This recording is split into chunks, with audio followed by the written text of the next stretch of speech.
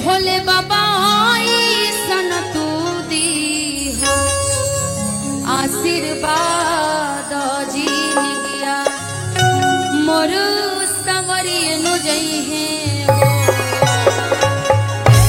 बोलिए नमः पार्वती पताए।